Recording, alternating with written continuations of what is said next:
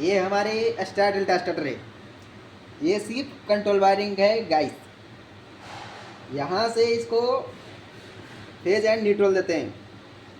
उसके बाद आउटपुट से होते हुए फेज वायर हमारे ओएलआर को 95 मतलब एनसी पॉइंट को जाता है। उसके बाद एनसी पॉइंट से आउट पॉइंट से होते हुए स्टॉप पुश बटन को जाता है। स्टॉप पुश बटन से एनो मतलब नॉर्मली ओपन, ये स्टार्ट पुश बटन है। स्टार्ट पुश बटन से होते हुए हमारे मेन कॉन्टेक्टर का A1 टर्मिनल को जाता है। ओके, अब हमारे ये ड्यूल स्टार्टर का फंक्शन है। इसके बाद ये ड्यूल स्टार्टर को हमें कंट्रोल करना होता है, मतलब इसको होल्डिंग करना होता है। होल्डिंग करने के लिए हमारे एनो जो पुश बटन है उसके इन पॉइंट से हमारे मेन कॉन्टेक्टर का 14 मतलब ऑक्सिलरी पॉइंट होता है।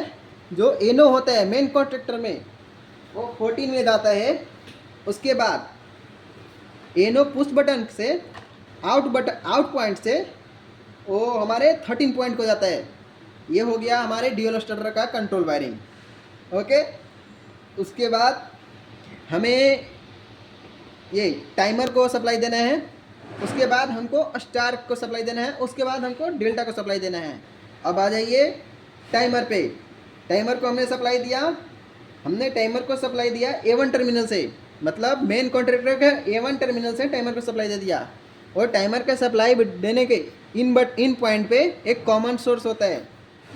उस कॉमन सोर्स में हम सप्लाई देते हैं। उसके बाद उसके आउट में मतलब टाइमर के आउट पॉइंट में एक एनो पॉइंट होता है और एक एनसी पॉइंट होता है, एक A2 पॉइंट होता है। A2 पॉइंट में हम न्यूट्रल वायर देते हैं और एनो में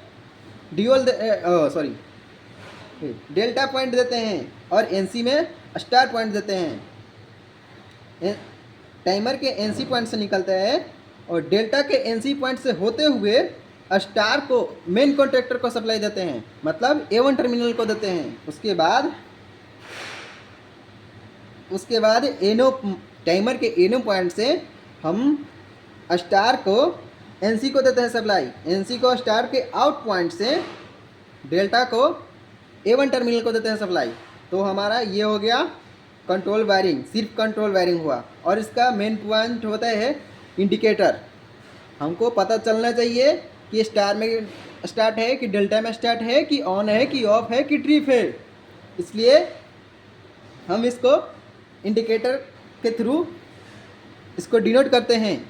ये हो गया, देख लीजिए मेरे दोस्तों, ये ऑफ इंडिकेटर है और ये डेल्टा इंडिकेटर है और ये स्टार इंडिकेटर है। ये ऑन इंडिकेटर है, ये ट्रिप इंडिकेटर है। इसमें सबसे पहले आपको सीखना चाहिए ट्रिप इंडिकेटर।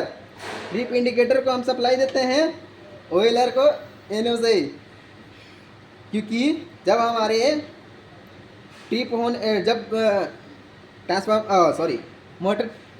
मोटर में कुछ प्रॉब्लम आता है तो वो ट्रिप होता है तो सिर्फ ओएलआर को इंडिकेट करता है। तो ओएलआर से हम सप्लाई देते हैं एनो पॉइंट से। ओके, उसके बाद ऑन इंडिकेटर है।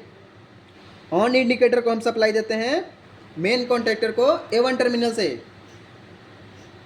और उसके बाद है स्टार इंडिकेटर को देते हैं स्टार कॉन्ट्रैक्टर को A1 टर्मिनल से। उसके बाद डेल्टा को हम डेल्टा के A1 टर्मिनल से उसको सप्लाई देते हैं।